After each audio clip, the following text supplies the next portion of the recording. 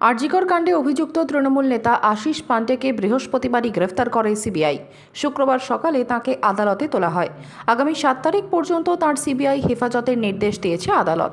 তার বিরুদ্ধে একাধিক আর্থিক দুর্নীতির অভিযোগ ছিল বলে দাবি। সিবিআই এর পক্ষ থেকে তথ্য প্রমাণ সামনে রেখে জিজ্ঞাসাবাদ করা হয় আশিস পাণ্ডেকে। সিবিআই সূত্র মারফত খবর, সমস্ত প্রশ্নের উত্তর এড়িয়ে যাওয়ার চেষ্টা করে আশিস। একাধিক ব্যক্তি জবানবন্দি ইতিমধ্যেই দিয়েছে সিবিআই এর কাছে। তাদের জবানবন্দির ভিত্তিতে এবং তথ্য প্রমাণের উপর নির্ভর করেই সিবিআই এর পক্ষ থেকে গ্রেফতার করা হয়েছে আশিস পাণ্ডেকে। সিবিআই সূত্রের খবর, তদন্তে অসহযোগিতার অভিযোগ রয়েছে আশিসের বিরুদ্ধে। সিবিআই এর দাবি, এই আশিস আরজিকর হাসপাতালে থ্রেট কালচারের অন্যতম চক্রী। তার বিরুদ্ধে তোলাবাজি, ডাক্তারদের হুমকি দেওয়া এবং সিনিয়র চিকিৎসকদের হুমকি দিয়ে বদলি করে দেওয়ার ভয় দেখানো হতো, এমন অভিযোগ রয়েছে। সন্দীপ ঘোষের সাহায্য নিয়ে এই সবের নেতৃত্ব দিতেন আশিস পাণ্ডে। এই সমস্ত কিছু জিজ্ঞাসাবাদের জন্যই তাকে হেফাজত